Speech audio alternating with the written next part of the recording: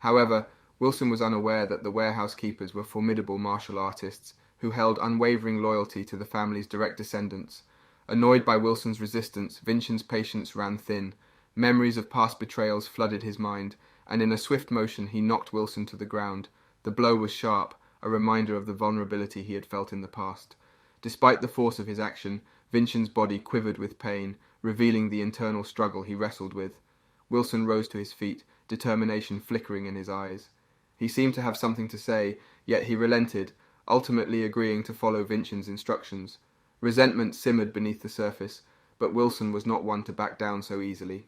The exchange left Wilson upset, his pride wounded. He vowed not to let Vincent gain the upper hand again, silently promising himself that he would prove his worth and strength. Wilson strode over to Vincent, his grip on the sword tense and unfriendly. Vincent met his gaze with a knowing look, his eyes shining with a glint of understanding. "You know," Vincent began, his voice calm and assured, "there was this person who had a tough life, no right arm, and it all ended pretty badly." Wilson's demeanour shifted as Vincent's words seemed to sink in. He handed over the sword, his face flushing slightly with embarrassment. Vincent was about to embark on some training, a new chapter.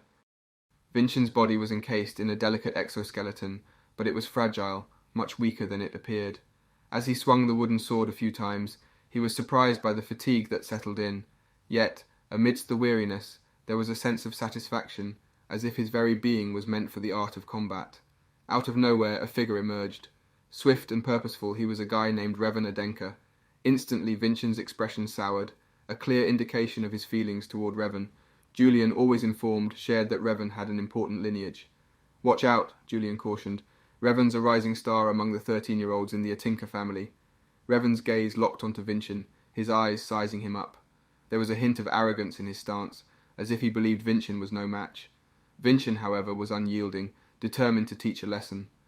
"Even provocations should carry a certain dignity," Vincent retorted, a trace of his father's teachings colouring his words.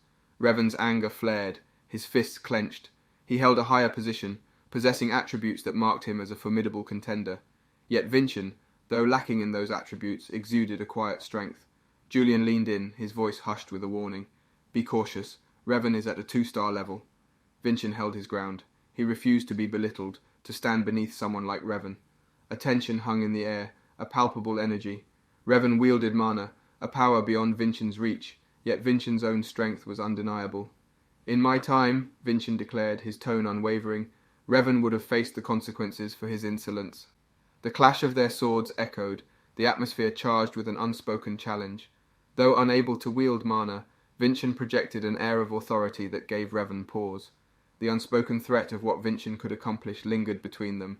Just as the situation teetered on the edge, a newcomer emerged, a timely intervention that halted Revan's intentions. Vincent recognized the newcomer, stepped in to restrain Revan's aggression. "Inflict harm upon Vincent, and there will be repercussions," the man cautioned Revan. Revan, furious, warned. "Our next meeting awaits us at the Assembly of the True Swords," he stated. Julian's curiosity got the better of him, prompting him to inquire about Vincent's provocation of Revan.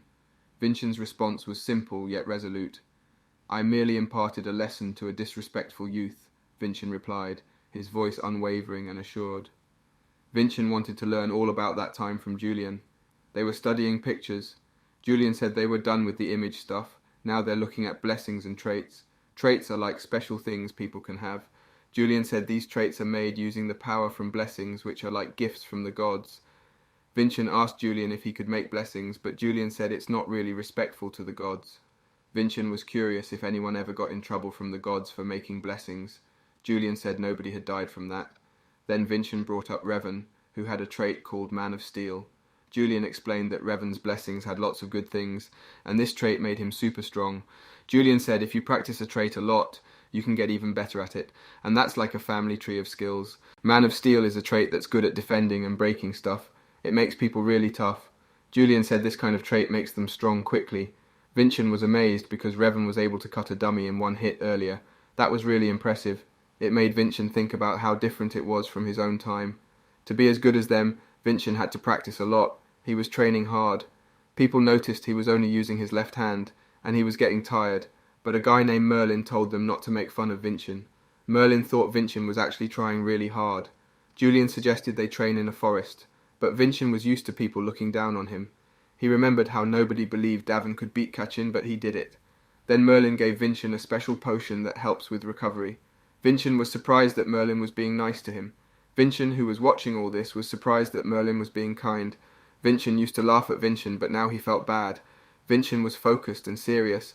He was looking for something important. Vincent told Merlin that he'll remember his name. Vincent kept training both his body and his mind. He was learning to use his mana and do cool moves.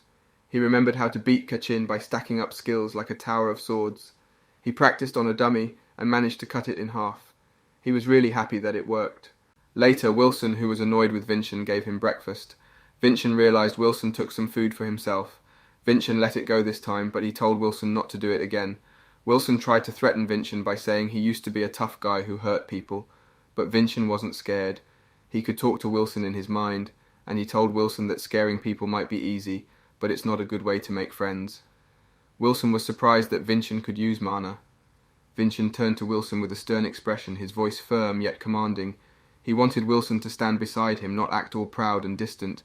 He knew that soon there wouldn't be any shame in being associated with him, Vincent Adinka. Wilson faced two options, either be ruled by fear or show loyalty. Wilson hesitated but eventually left, denying any forming loyalty, though his departing face seemed to reveal a different truth.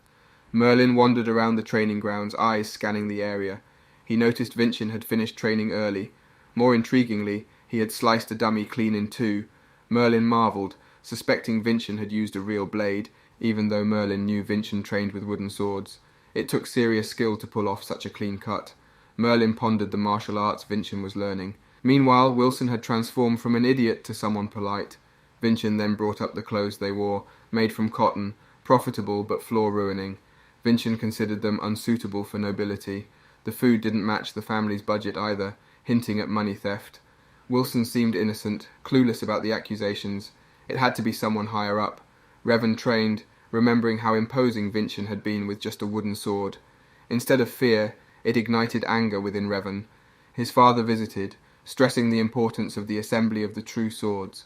To escape poverty and branch family pain, Revan must defeat Vincent, becoming the branch family's sole hope to overthrow the main family. Revan's father grew more agitated as the assembly approached. Back to Julian, he delved into the backgrounds of True Swords competitors, gathering information on their techniques and habits.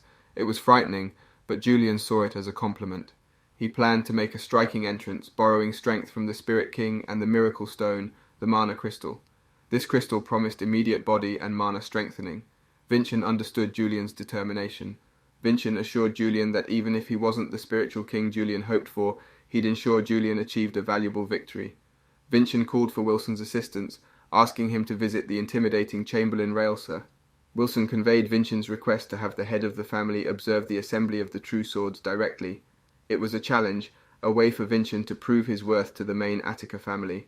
Raelsa shared that the head had never observed the competition before and had little reason to do so. Then Wilson surprises Raelsa by mentioning that this is the cost of embezzling the budget. After Wilson leaves, Raelsa thinks that maybe Vincent should have come himself. She believes it would have been scarier if he had threatened her directly, but instead he sent Wilson to show authority. Raelsa wonders if Vincent truly understands her intentions. Raelsa goes to the head of the family, the patriarch named Con, to tell him about Vincent, inviting her to the assembly of the True Swords. The chief's attitude is chilly. Despite Vincent's promises, he doubts his skills and ability to speak of the lineage's value. Raelsa pleads with him to attend, even offering her own head if Vincent can't prove his worth. The chief doesn't quite understand why Raelsa is doing all of this. Raelsa explains it's because Vincent exploited her weakness. The chief already knew about the budget embezzlement, but he thinks Raelsa did it on purpose to support Vincent's future. He acknowledges her dedication but considers her a servant, not his equal. Yet he recognizes her method as a reflection of her character. He is impressed by Raelsa's determination and decides to attend the assembly of the True Swords. He challenges Vincent to the last fight as dictated by the laws. Vincent accepts and proposes a unique condition, using a wooden sword and his left hand, allowing Revan 3 attacks before he moves. Van is puzzled and thinks Vincent is mocking him. The audience finds this absurd and doubts Vincent's martial arts knowledge. Revan's father believes Vincent is just making excuses. Khan approves of Vincent's conditions but warns him to prove his words with actions. The fight begins with Revan's swift attack. likely a short stab. Most of his attacks are deceptive, with the real attack as the second stab. Vincent thought Revan's moves were too obvious, like seeing a book with big letters, even without Julian's extra information. Those big swords, he noticed, weren't meant for poking, so Vincent easily blocked the attack with one hand. Revan's eyes widened in surprise, like when you find an unexpected treat in your lunchbox. It must have been a big surprise for something like that to happen. Vincent had to be way stronger than Revan thought. The first hit was like a tap-tap on the shoulder, nothing too serious. Revan got a bit mad, probably because he didn't like how Vincent acted all bossy. He swung his sword again, this time with all his might, but it was like trying to knock down a really sturdy castle. Vincent grabbed Revan's arm and down he went, like a tree falling in the woods. What will happen next? Find out next time by staying tuned for our future recaps. Don't forget to like and subscribe for more great recaps.